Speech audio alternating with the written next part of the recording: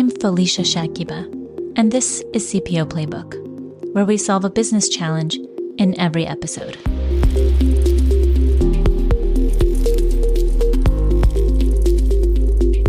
Ignacio Fataguzzi and Christopher Hanscom, in their McKinsey article, The Importance of Cultural Integration in M&A, The Path to Success, assert that M&A deals employing advanced cultural management strategies significantly outperform those that do not. Over the past decade, M&A activities have accounted for $8.3 trillion in capital deployment for the world's 2,000 largest companies across all sectors. A notable example is Experian, a 125-year-old data and analytical tool giant, which acquired a new organization during the challenging years of the COVID pandemic. For Experian, the integration took an expanded meaning during this time. Today, we have the pleasure of speaking with Jochen Werne, CEO of Experian DACH, and will unveil insights for leading the transformation and cultural integration at Experian following their recent acquisition. Jochen, thank you for joining us today. I'd like to start by getting to know more about you and your background. How did your time in the Navy influence your working style? Alicia, many thanks for the invitation. And yeah, my time in the Navy was a very interesting one. I started there with 19 years and coming from the south of Germany, going totally in the north of Germany and having grown up there in a little village. And now you go to the big world. And there's this old say which says, join the Navy, see the world. And the Navy promised it and delivered. So it was quite fascinating. And when you're 19 years old and you haven't traveled that much in your world and your life, and suddenly you get out there, get in an environment which is completely different to where you grew up. It's a disciplined environment. It's a very clear military environment. And this is something where you learn so much. This is the first thing. The second thing, I've been a navigator in the Navy. And so bringing ships from A to B, even though you do not have instruments or they fail or something like that, and always have a plan B to go forward. And that was a very impressive time for me. And it was probably a time which formed a little in my character and helped me also to overcome challenges and overcoming challenges because it was a normal duty. The normal duty was that you're on watch and you can just sleep every fourth night, one night through. Otherwise, you're every night on watch. And then you have to be precise. And you're in a very close environment. 220 people on just 80 meters of length, working, living, and challenging together. Last but not least, it was not a normal unit. I've been a navigator on board of our sail training ship because the cadets of the German Navy learn sailing on a three-mast tall ship and learn to get along with nature on that. And where better than on a sailing ship, you're going to learn that. And suddenly you're in this community, this very close community with no private sphere, and you're together with something which is much bigger than you. And this is not the Navy, this is not the armed forces, this is nature. And you suddenly start to have a big respect when you're in the storm, when you're out there, when you're tired. And this is really, really something which touched me and everything else what I did in the 4 upcoming years then, and helped me a lot after that, starting my career also and starting to lead the first small team and then further on all the other teams. It sounds like an amazing, challenging experience, and I can see how some of those challenges that you had to deal with in the Navy and work with really shaped potentially how you are in your current role at Experian. I want to dive into your recent acquisition, which was made. Could you tell me why was this particular organization chosen and provide some context, such as the number of employees involved, where they were located, and then I'd love to maybe paint the picture on how your working style really influences eventually how you've been able to onboard this, or I guess acquire and merge this new business. Oh, with pleasure. I think this is a very interesting story, and it started prior to me joining Experian in what we should call here the DACH region. DACH stands for Deutschland, Germany, Austria, and Switzerland. So this is the region which I'm heading and where I'm the CEO of Experian. And Experian didn't have a big footprint in this market prior to acquiring from Arvato Bertelsmann a specialty unit, which has not only been one company, it has been several companies. And these several companies have been acquired by the former company, by Bertelsmann, which is a very traditional German publishing house, very successful, also over the years. So when you look at that, there are some small, medium-sized companies, and we speak about approximately 300 people, which were in the Bertelsmann unit, and then which went into a joint venture with Experian in March 2020. And I think if a lot of us remember March 2020, it was a little bit one of the dark days, which I remember, or dark months. I know what I planned in these days, and I planned a sailing expedition with friends.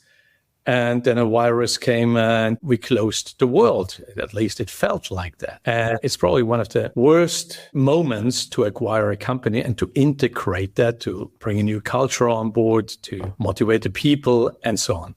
So that's no one's fault, and no one has chosen a pandemic and to make an acquisition at that time, but maybe to see the circumstances of that. And the idea was to have a big footprint. So as you probably know, in the United States, Experian is well known for being a credit bureau. You have your scores and your credit score there. You can boost it, you can bring it to a live, and so on. And so the idea was also in Germany to buy a credit bureau for CI data. Plus, we acquired a couple other companies on top of that. And this happened in this March 2020. When we move forward on the topic of integration, so I joined Experian in August 2023. What happened in these days before? We all had a big challenge in integrating not only companies, but in this special case, to integrate something where you cannot travel to, redo all your IT infrastructure, to redo your processes without being physically with someone together, not with the management, not with the people, not with the teams, and so on. And this is for sure a big, big challenge. Second, the idea was, and this was a correct idea, to start with a joint venture because both companies had a lot of things in common, and Bertelsmann and Experian had also planned to work together in future, and therefore the joint venture, 60% of Experian, 40% of Bertelsmann still. And it would have made in a normal circumstance complete sense. In these circumstances, very clear. When you're an employee of a company, you see these changes, you listen to it, you hear the podcasts, you hear the management announcements, etc., but you don't see anyone, at least not that frequently as it should be exactly in these moments. So it was done the best what it could be, but as an employee and as a human being, I feel safe in what I already know. And I think this is quite a normal psychological case. And so I stay with one foot still in the old world, even though knowing there's something new to come. And this has probably been one of the big challenges made up by COVID. There was seen and it was checked, what can we do? How can we evolve this situation? And it became clear also what was planned from the beginning onwards, but in another staging, that Experian needs to have 100% of the company and not a joint venture, and need to make then an integration, ideally now under different circumstances with new management, etc. So in January 2023, the rest of the 40% were bought by Experian. So it's 100% Experian company. And I started and joined in August 2023. With that said, we came together on the 1st of August. And the first thing we said, we have to create some successes together. There's a nice saying, a mentor of mine once told me, if you want to know what someone thinks, don't listen to what the person says, look what the person is doing and achieving. And this is really touching me. And I think this is such a wonderful thing. So it's a little bit like the topic of trust. And it is nothing else than trust. You come into a new company, there's a new CEO, no one knows you, at least maybe from the press or from something else, but you personally, your style, what you do, and so on. and they have to trust you. And they will give you trust. Everyone will give you trust if it's a good company for a certain time. But then you have together create what you promised. So on the 1st of August, when I started at 11:30, I held a speech to all employees. I said, thank you for the welcome. And I clearly gave a direction what we want to do. And this is with the products and with the people to create first successes. This was the first goal. Plus implementing of Gen AI training and all these things. So as you know it, Felicia, when we fall in love, we give immediately trust for a certain time. In all our things, I promise something, also in a relationship, and I deliver. This creates trust. I promise, I deliver. I promise, I deliver. And exactly this is also what we created, and there are great people here. Absolutely great people. But with this new spirit, which we all together had, and when we move forward, we created first successes. Success then again brings confidence. And suddenly the confidence came and it was said, wow, Experian is cool. Experian is good. And Experian is totally different to what we had in the old days. Experian is a company where 20,000 people, more than 20,000, have just one thing in mind. How do we make out of data something that makes sense? Decisions, etc., etc. And everyone is all day thinking about that, how to make life better for people with data, etc. And suddenly, with this big footprint, the people understood and touched it and got success with this new way forward.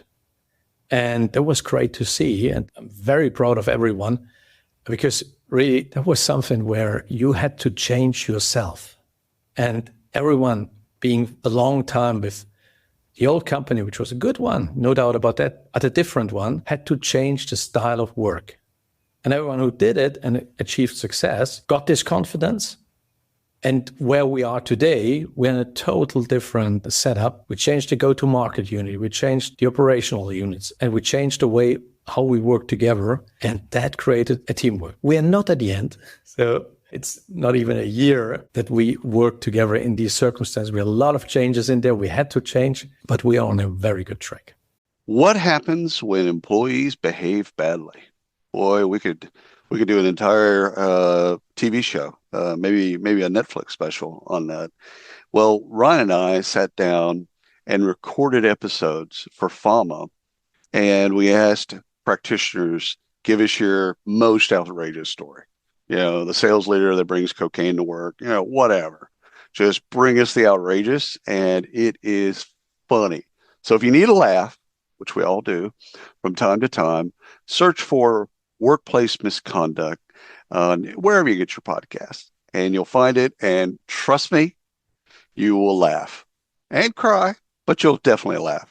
All right. Thank you. Tell me more about what are the one or two major changes you had to make. I mean, I can only imagine that in any merger or acquisition, it's challenging to get culture in sync. I would imagine this is one of the biggest challenges, but what were those challenges? What did they look like for you? Was it cultural integration?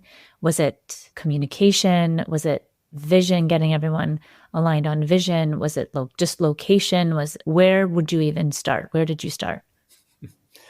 Let's start with awareness. I think this is one of the most important things. For sure know the quote of Peter Drucker, culture eats strategy for breakfast. Yes, I'm familiar. A great quote. It is a great quote. And if you do not inhalate this quote and make it your daily thoughts, and you think, someone doesn't understand it, and so on and so on. And you go with we are great. We do it like we do it in America or in the US, like we do it in Brazil, like we do it in the UK. It will not work. You have to accept and to understand what was the mindset of the team you're working now with. And also there, we are all individuals. This is important to understand. And every single mindset is different. And if you go there, you have to start to create awareness of what is the new. And then you can speak about it. You can communicate, which is very important. You cannot stop communicating. Ideally in person and not via Teams or something like that, but use every mean you have to communicate changes you want to make and successes you had together with the team, because you never do it alone. As a CEO, you have great people around you in your leadership team. And on every position there. And then you have to change with this awareness somehow the mindset. And very clear, after a long time of COVID, people have changed themselves. And you have to get this feeling back. You have to get this, not only a feeling back, the way of working back. Because COVID changed, I mean, not only here, but in many, many companies a lot. And Experian did a great job in COVID globally. So they kept the people. They didn't do harsh measures or something. This was prior to my time. And gave this confidence that you're here in a very safe and very good environment and place. The second thing we had to do is clearly changing our mindset, how we approach the market. How we approach the market is also something, how are you seen in the market? The brand Experian in the German market, for example, hasn't been very established because we weren't active in the market in this big manner as we are now. And so we have to create brand awareness on that. Bertelsmann is a very well-known, very traditional, very old family-owned business, very well-known, but Experian wasn't. Today, as of today, so we saw it last week, when a big conference invited SD data specialists sitting together with the whole parliament, the ministers and the CEOs of the DAX and Nasdaq companies here in Germany. And we were on the forefront where we belong to. And this is clearly something people see and helps to get more confidence, broader shoulders, and to go out and show how we can make the difference. And this making the difference is something you have to live. You cannot put in a PowerPoint presentation, because when you're in front of the client, in front of anyone else, you are the only one and you're alone there. And then it will show, have you inhalated it? Have you changed yourself? Or you're still going there and saying, we are one of the niche players. We have also a right to say something, please. That's not the way. Because if you look at our data asset, if you look at our scores, if you look at our products, which are top-notch globally, this is a total different way. But it needs, and so I come back to the topic, it needs a change of the mindset. And the change of the mindset is not only happening in the mind, it's happening in the mind with the results you really produce. Then you have a real mindset shift. And so the mindset shift is coming from, would you say, the behaviors of leadership, what you do and what you stand for? Correct. From the leadership, and it has to start from the leadership, and it means walk the talk. So if you just, coming from the Navy times, give orders and hope that someone obeys the orders, you're in the wrong place here in a company where individuals work together and bring things forward. The Navy is one beast. It is very good for discipline. It is very good for organization. It's very good regulated for everything of that. It is not for innovative minds. And this is probably also of the points why I left the Navy, even though saying still today, it's one of the most honorable jobs being captain on a ship. But I saw too many frustrated, very good officers who could not express themselves and change the system, because you're not changing an armed forces system. And probably you should not change it, because there need to be these rules, and an armed forces has to work in a certain way. And a company which is in competition has to work in a total different way. You have to have the best talents, the best minds with you, because otherwise they're with the competition. And then they work against you. So this is what you have to create. And as a first thing, and this is nevertheless something I learned in the Navy, walk the talk. You're in the front with your people. When you lead people, you're with them. If you're the leader in a sales unit, you have to be with them, with the client. Back them, support them, show them how it works. Later on, they have to work on their own. But if you're not able to do that, you should not be the leader of that squad, of that team, and so on. And this is equal in sales, where it's very easy and clear to understand, but also in IT, in operations, and in other things. And this is one of the topics. The second thing is you have to be fast. Because this trust, which is given to you at the beginning, is just of a short period of time. In this period of time, you have to walk the talk. You have to create results. Then people will trust. Then people will change their minds and say, okay, this person I follow, this company I follow, here I'm right, here I can bring a big piece of my know-how and of my life to life. I think that was a really clear distinction between Navy culture and business culture, or any culture that needs cross-functional collaboration and, like you said, innovation, speaking up, the ability to feel like they can speak up. What were some of the differences between the company that you had just acquired and the company you have at Experian?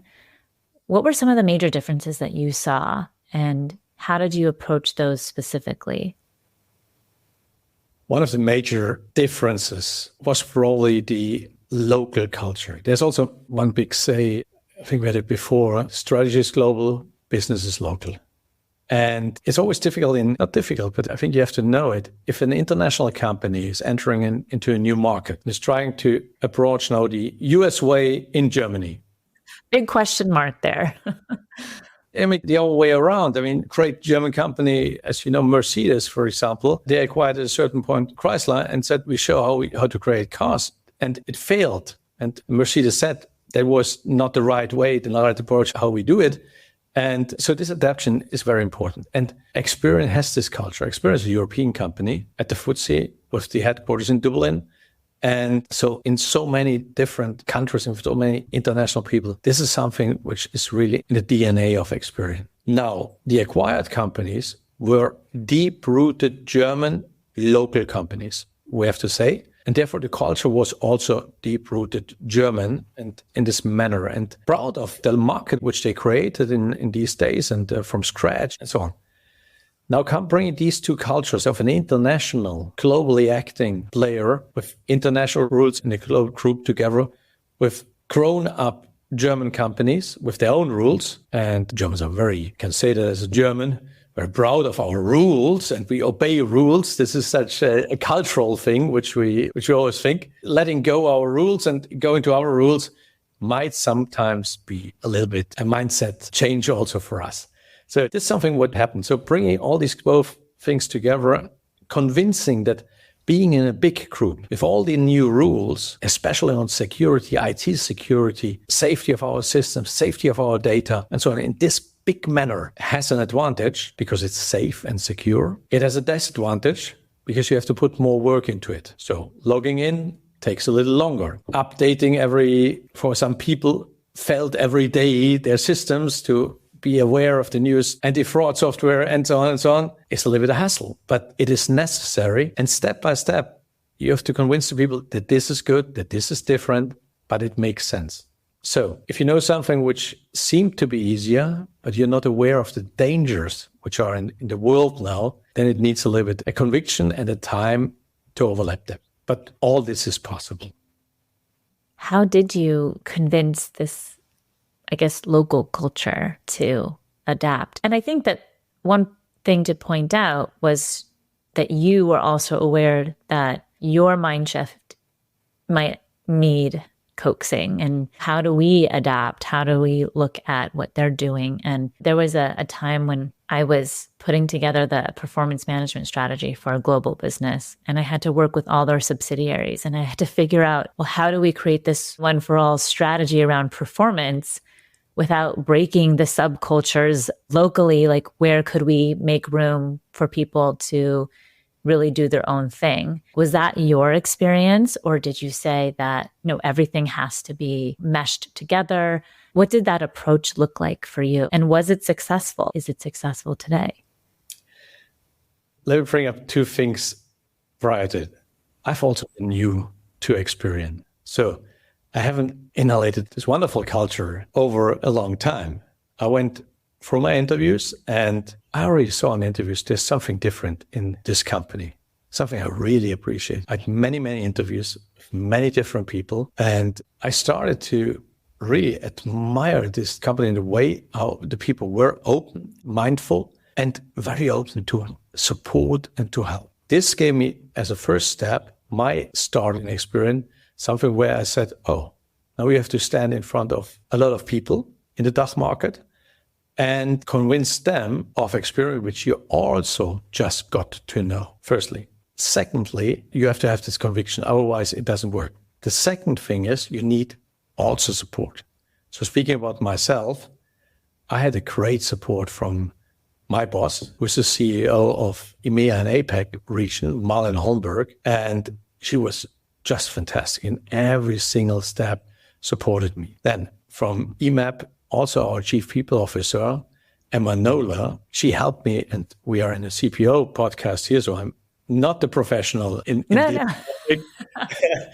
That's great to hear that you've been collaborating with your CPO. That's good news. Not only that, all these transformational topics, they challenged it before me, and they knew how difficult it is. And I absolutely admire how they did it, how they prepared the ground, that now when a new CEO came in, this CEO had the chance to change things, to bring it to life, what they prepared. And then the big support in this time to bring the things forward, to find your way also in the new organization, to get the support from all different functions. We have a big matrix organization. And this was really something which frees your back and which gives you so much of support and of conviction on what you're doing and how you can do it, so you can really put the measures in and you never had fights or anything like that. Really to say. You see, I'm without words because that touched me a little bit emotionally, because it was the case. And now that the next job is, as I said, in the good armed forces structure, your job is getting this market now to life and to make it an Experian market and not our company market, and to make the people think an Experian. And I think we are there, and there we are on the way, but on a perfect path. And I would say most, or all this is always a big word, and most of the people are now in the Experian path, in the Experian family, and feel home here. And this is, I think, a very important achievement, which the whole team did. And I was lucky enough to have this support, and you need support. Otherwise, you will not make it in a group, a big group as we are. Well, I definitely think that this type of work takes time, and doing it, there is a challenge in doing it too quickly or even doing it too slowly, bringing in other cultures of the business. And there's a lot of resistance in doing things differently. And I think that leveraging your teammates, your fellow executive team members, walking the talk, having your own self-awareness, thinking about mindset, and bringing everyone together under one roof are all incredible feats. And so thank you so much for sharing your story. It's fascinating to hear how every company can approach things differently, but also understand and see the themes that work. It's just lovely hearing your story. So thank you so much for being here today. Many thanks, Felicia, for inviting me. That's Jochen Werne, CEO of Experian DACH, overseeing Germany, Austria, and Switzerland. If today's episode captured your interest, please consider sharing it with a friend, or visit cpoplaybook.com to read the episode or learn more about leadership and talent management. We greatly appreciate your rating, review, and support as a subscriber. I'm Felicia Shakiba. See you next Wednesday, and thanks for listening.